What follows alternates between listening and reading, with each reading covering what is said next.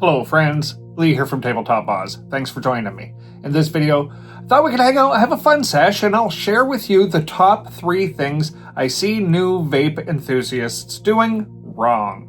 This changes the experience when you're making the transition from smoking to vaping. If you make these 3 mistakes, it is likely to take you off the path. So I thought what I would do is just share with you what these are and the quick and simple fix. So let's just get right into it, and let's start with number 1, which is simply people who pick up a dry herb vaporizer for the first time typically try and rip on it way too hard.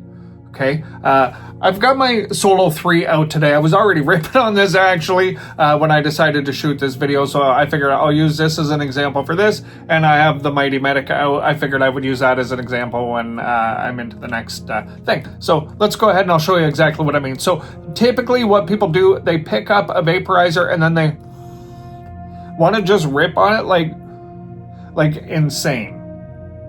But there's a challenge with that because typically you have some form of draw resistance in your vaporizer. That's number 1. And number 2, these are oven driven, right? It's not combustion. So, you don't have the cherry just pulling more heat down and, blasting through everything in your bowl. This actually, you're surrounding the dry herb, right, with heat. And then when you pull really hard, you pull that heat off and you cool the whole chamber a little bit. Right? Because most people, what they do is when they pick up a vaporizer for the first time, it's typically a portable vape. They're not really, picking up the desktop vape right away. They're not, committing to something like that. Most people are picking up something simple and easy as a first timer to see if they're going to get into it, and then they draw too hard and don't like it. So a slow, steady draw, or kind of a puff draw, like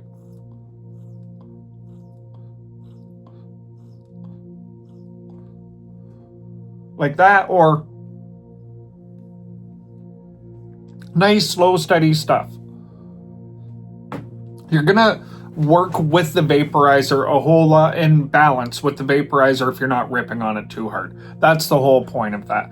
Okay, so number 2, I'm gonna just drop this in my tabletop bong. This this Ed's TNT wooden stem for my Solo 3 works as a great bong adapter as well. So might as well have a rip while we're at it, right? Cheers.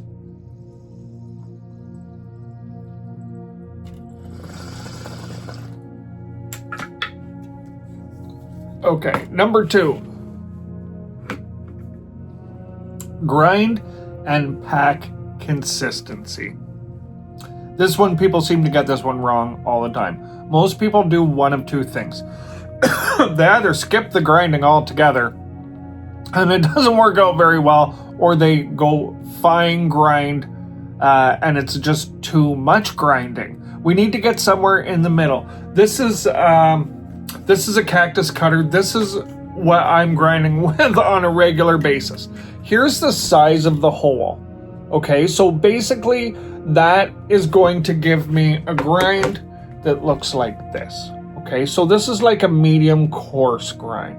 This is a really great grind for across the board, almost no matter which vaporizer you're using. If you go too fine, what you end up doing is you end up impeding the airflow of the vaporizer, right? Because you're putting way too much in and there's no way to get air in between to vaporize off the edges of the dry herb. So you have to give yourself a little bit of space. So the grind is definitely a great way to do that. Now, the next thing, when you're packing your chamber, okay, so this is the Mighty Medic chamber.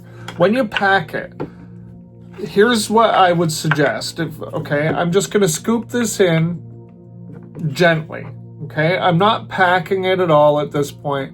I'm just scooping it in until it's kind of, I'll just show you. It's kind of humped up a little bit there. It's not perfectly smooth, but I've not packed anything in. Once I get it like that, then I just kind of even it out.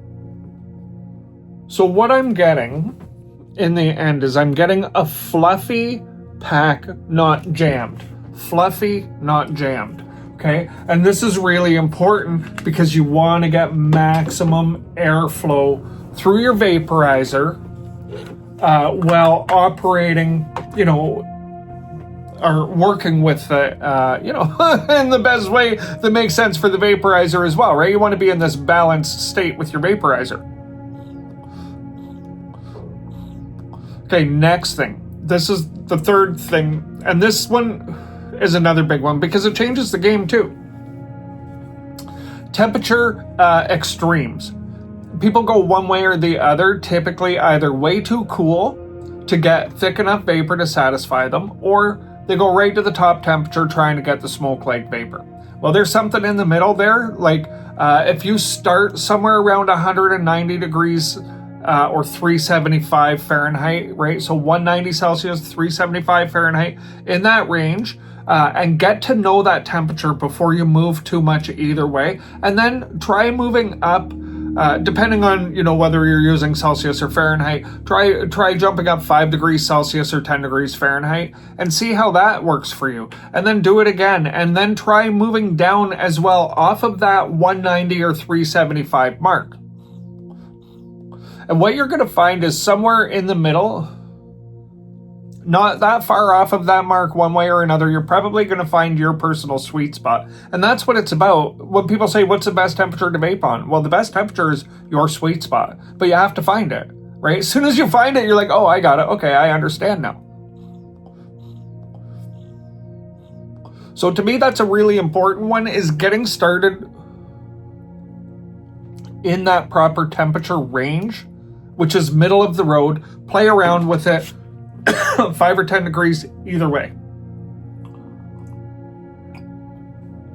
Those are definitely the top 3 mistakes that I see new vapors making, and the quick fixes. So now I'm going to offer a bonus as well for people who are new to vaping. Do your very best to match the device to your, if you're coming from combusting, then you have a smoking style. Right, if you're doing bong rips, you need to pay attention to that. If you're smoking small joints, you need to pay attention to that. If you're smoking 1 gram cannons, pay attention to that. Like, they all have a different matchup in the vaping world, right? So if you look at it like, okay, this is the smoking style I developed over a number of years of smoking. It turns out I like the biggest bong rip. That's my thing. If that's you, then get a vaporizer that will match that style. Right, so typically that's going to be a ball vape of some kind or something like that, right? You also have to consider budget, of course. But this is, the whole point is to match your smoking style if you're making the transition with a vaporizer versus just getting whatever vape, say, somebody gives you, or that you don't want to spend too much money.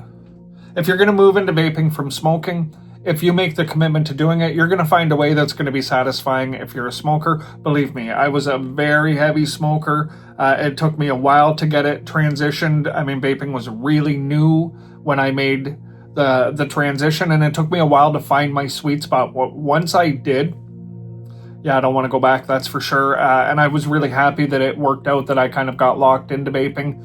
Because it really, it does a fairly good amount for your health and just your breathing alone, right? Like, it was pretty crazy because I was doing lots and lots of bong rips. That was kind of my thing. So, matching your style is going to make you a much happier new vapist.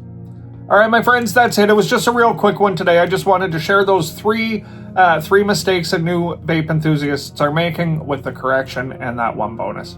All right, till next time. Take care.